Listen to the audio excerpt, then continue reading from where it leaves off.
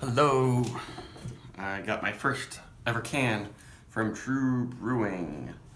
They are the mostly mixed fermentation brewer from Denver, and I've had, some of their little bottles that are pretty expensive of the mixed fermentation beers, and now they're starting to throw them in cans.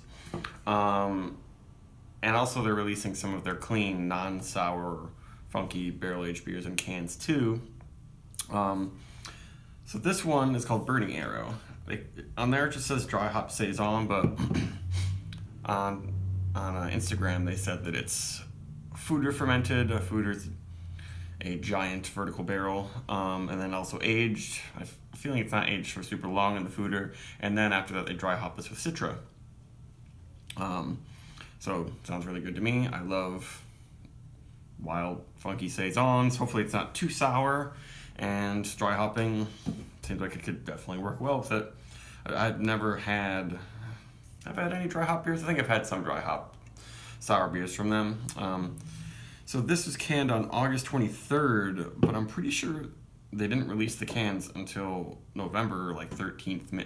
So I'm thinking it's might be can conditioned, naturally carbonated in the can, and that's why it wasn't released immediately. This one's 5.7% alcohol, and I think it is the first and only batch they've done of this in cans. I think they've done small batches that were like tap only before, but yeah, I've never had it. Hopefully I'll be able to tell whether it's naturally carbonated. I don't know. I'm not sure. It's a little too hazy to see really well in there, but naturally carbonated beers tend to have smaller bubbles, and they often have that little gusher, middle line gusher of bubbles right in the middle of the glass. But this one doesn't really have that. It might be because this glass doesn't have a little like activator or something. A lot of glasses have a little thing in the center of them that kind of makes those bubbles come out. But this is smelling very good already. Oh, that's really nice. Should have just bought a whole 4-pack of this. It's funky. It's got the citric in there. A little bit tart. Yeah, just hints of barnyard, but lots of tropical qualities coming out of there. A lot of sweet tart orange flavors and pineapple. It's peachy, probably mostly like tart pineapple. That's what I'm getting from the nose. Yeah, definitely noticed some Citra resinous hop in there. Well, there's a mild floral barnyardy hay-like thing going on in the aroma too from the Brett. It's definitely a Brett forward beer. It's not like just a Saison that then is sour with hops in it. And it's got lots of that juicy pear Saison that I get from specific yeasts, Saison yeasts. It's all in there. It smells really good.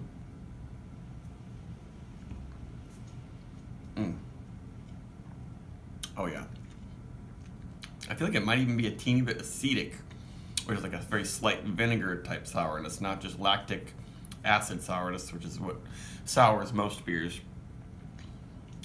Yeah, that's very good. Like the idea that a beer like this in 4-pack cans at a pretty reasonable price, like 2 years ago, would have blown my mind. Like this is exactly what my favorite kind of beer was 2 years ago. It still is one of my favorite kind of beers, but I'm just super sensitive to any acidity these days, and this one is a little bit acidic. I probably will not have trouble finishing the whole can, but I'm just not into sour beers as much these days, and this one has a good amount of acidity. But some people might be like, oh, it's not as sour as I want. They don't really advertise it as a sour beer. No, definitely is. And a little bit of oak tannins drawing it out because it is a little bit sweet. But it's just a really cool combination of like lemon, orange, pineapple, kind of overripe, almost moldy pineapple because from the Brett funkiness. and slight resinous quality from the Citra, but the Citra fruitiness is blending in with all the fruitiness of the yeast really well. This is a fantastic beer, and it's still kind of mind-blowing that this is in a 4-pack can. It's for cheaper than your average New England style IPA. And I have a feeling it probably is naturally carbonated. I'm a huge fan of this. If you don't like Brett as much, you might not be as big of a fan of this one. It has a lot of fruity flavors, but it's not like super tart. It's not all lactobacillus, like drinking a lemon seltzer type experience, which I think some people do like that. But this is really good if you like your funky Brett beers. This is definitely a great one to go with, especially if you like Brett and sour together. Sorry, I meant Brett and hops. Because hoppy Brett beers, I feel like used to be more popular, and now they're just, everyone wants fruit sours, like more and more fruit, the most fruity possible thing you could ever do. But this beer shows you how much fruity flavor you can get without using any fruit.